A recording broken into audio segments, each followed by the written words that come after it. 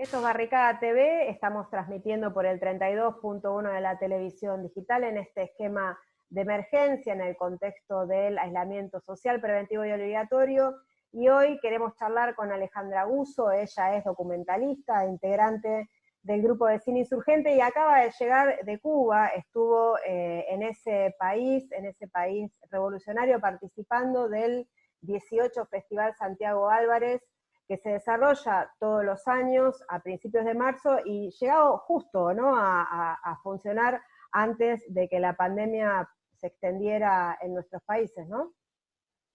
Sí, ¿qué tal? Milagroso fue que se hiciera el festival. Después que terminó nos dimos cuenta, porque el festival empezaba el 6 y terminó el 13 al mediodía. Justito. Y la realidad que había en Cuba es que todavía no había habido ningún caso. A mitad del festival aparecieron los primeros 4 casos, que eran 4 italianos turistas, y la verdad que bueno, ahí vos veías claramente cómo se maneja Cuba. Lo que hicieron fue rápidamente contactar a todas las personas que tuvieron contacto con esos 4 italianos y aislaron a esa gente, que eran más o menos unas 500 personas. Entonces empezaron como a transcurrirlo como mucho más controladamente y no paranoiqueando a la población, ¿no? Claro. Eso. Bueno, también es un país donde el tema de la salud es prioridad, y también justamente en eso, en esos esquemas de intervención temprana, es que se resuelve, o se viene viendo que se resuelve mejor el control, ¿no?, del contagio de la enfermedad. Alejandra, este festival es un festival que es el único en Cuba, por lo que tengo entendido, que se dedica directamente al documental. ¿Cuáles fueron los ejes de este material, que es un festival que es en honor a Santiago Álvarez, una figura del documentalismo cubano que es fundamental? ¿Cuáles son las búsquedas, los temas, las narraciones de los distintos países que se pueden encontrar en el Festival Santiago Álvarez? Sí, mira, es el único festival internacional de cine documental en Cuba y te diría de los importantes en América Latina, que hace, casi único que hace eje exclusivamente en lo político.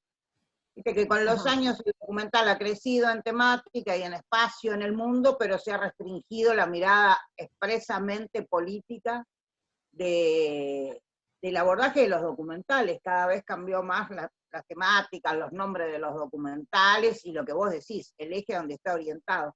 Y si bien el festival histórico, emblemático de Cuba, que es el conocido como Festival de La Habana, o Nuevo Cine Latinoamericano, tiene mucho espacio para los documentales, la importancia de este es, primero, que reivindica la figura de Santiago Álvarez y lo sigue poniendo en conocimiento de las nuevas generaciones. O sea que hay un rescate permanente de la persona de Santiago, pero con esa mirada política, revolucionaria, muy ligada al periodismo, que es otra cosa que en el camino se va perdiendo con el tema del cine documental. Él hacía documentales de los llamados ahora de creación, pero donde a la noticia le daba un tratamiento expresivo de modo tal que no quedara perdida en el tiempo. Por eso los noticieros emblemáticos que hizo con y para el ICAI. Y bueno, eso es lo que se mantiene como eje, ¿no? Y siempre se toma la cinematografía de un país en particular, se fue ampliando, si bien es plenamente latinoamericano, se fue ampliando a países que no son de Latinoamérica, como este año, que le dedicaron a Canadá y Quebec, que de repente te parece como extraño, pero la verdad que es Canadá y Holanda, de los primeros países que en los años 20 le dieron importancia al cine documental social, político, y con documentalistas emblemáticos que los fuimos conociendo con el tiempo. No sé, Joris Ivens, por ejemplo, que para nosotros era un perfecto desconocido, es un tipo que era muy amigo de Santiago Álvarez y un revolucionario, ¿viste cómo es? También en los países hegemónicos llamados desarrollados se dan, por suerte, estos personajes, ¿no?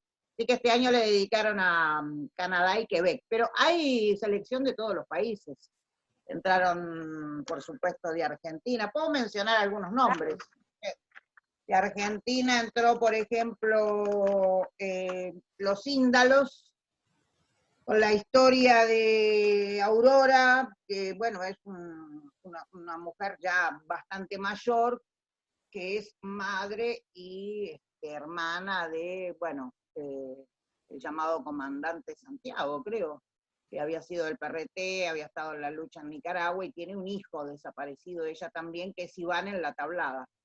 Entonces, Ajá. la historia de ella es, ella hija de revolucionarios republicanos que parten al exilio, vienen a vivir acá a Argentina, Santiago, su hermano, se compromete en los 70 en la lucha revolucionaria con el PRT y van a Nicaragua. En Nicaragua ya el hijo de ella se incorpora a la revolución nicaragüense y bueno, los dos van a participar en la tablada y ahí es donde mueren. Santiago muere y Iván está desaparecido, es de los que no está claro. Hay algunas imágenes, algunas referencias, pero al día de hoy ella considera que está desaparecido porque nunca se aclaró, es parte de los casos que no se aclaró. Entonces es una película bien interesante porque fue bueno, Aurora viajó, vive en Nicaragua, está radicada en Nicaragua hace como 40 años, y a la gente le llamaba la atención este cruce generacional y había cuestiones que al día de hoy no entendían, no sabían. Lo de la tablada, por ejemplo, es el tema tabú, nadie lo entendía, porque era en plena Una democracia, todo lo que... democracia alfonsinista y genera, digamos, muchos más debates y además la violencia, la represión que se llevó adelante con el intento de toma del cuartel de la Tablada, ¿no? Que fue muy fuerte y bueno, esto que estás marcando, que hay personas que siguen desaparecidas. Sí, totalmente. Eso impactó mucho en la exhibición.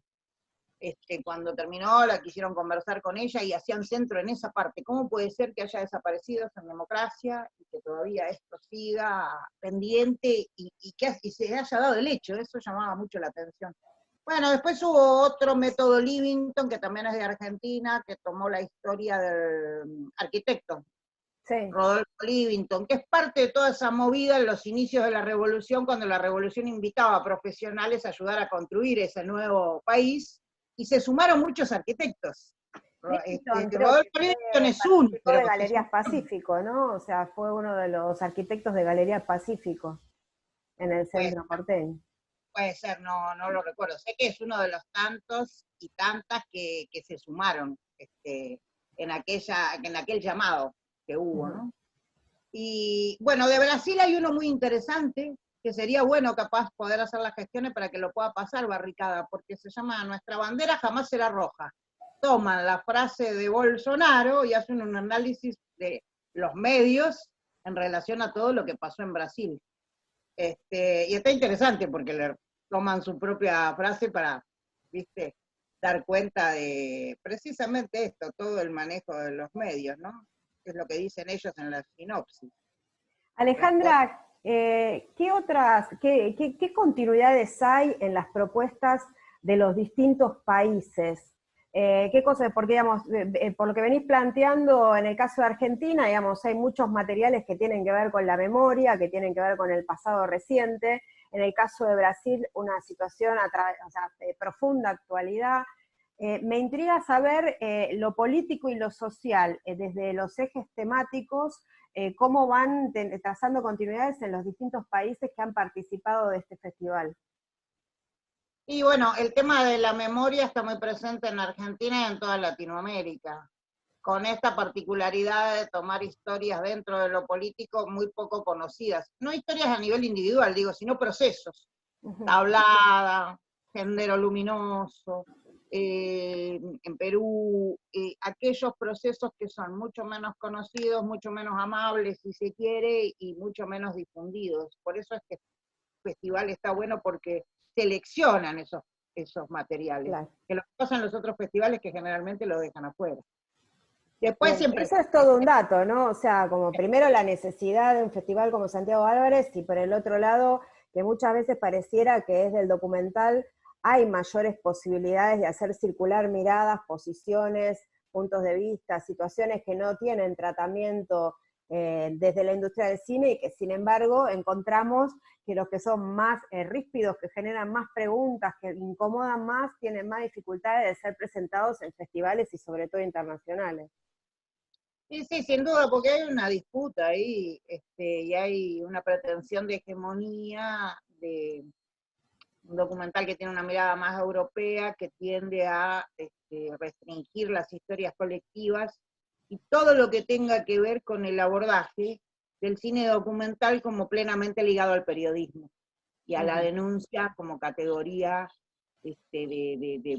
más que noticias, sino de todo un proceso, lo cual no quiere decir que no se pueda hacer un tratamiento personal, autoral, porque precisamente Santiago demuestra esto, pero las nuevas tendencias, incluso este fenómeno que se habla tanto de la hibridación, la mezcla del documental y la ficción, no siempre responde a, bueno, no perder su categoría de denuncia, ¿no? Y entonces en ese sentido vuelve a ser importante la figura de Santiago, que no era un teórico extremo, pero algunos textos de él marcan muy claramente que el periodismo y el documental están plenamente ligados, y que debería ser considerado indisoluble esta relación, ¿no?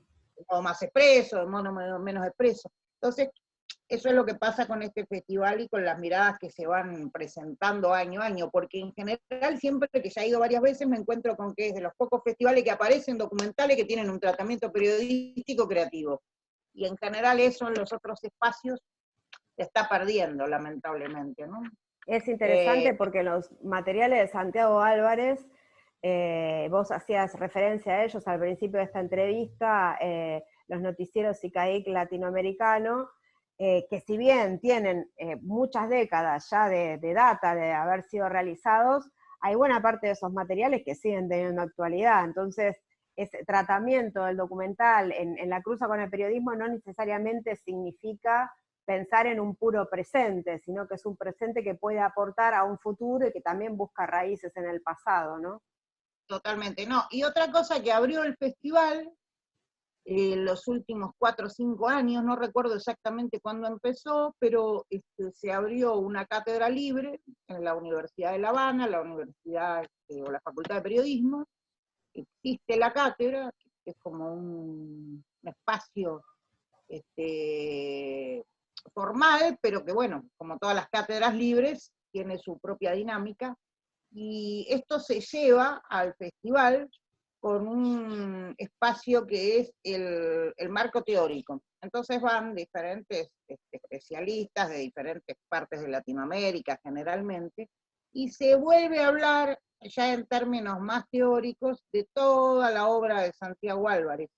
Entonces también termina siendo un espacio de formación, porque muchos de los realizadores y las realizadoras que van, sean cubanos o van generaciones nuevas todo el tiempo, o sean extranjeros, terminan formándose en toda esta concepción. Por eso está muy bien pensado, ampliar a ese campo teórico y poner en discusión. A mí lo que me parece más interesante del festival, que pequeño, pero da la discusión, porque vos sabés cómo es, haces un pequeño festival, pero quedan los materiales, queda todo lo que va a circular en la web, queda el catálogo, y queda, y bueno, plantada ahí una posición estética, política, respecto de qué debe ser un festival de cine internacional de documentales en Cuba, ¿no?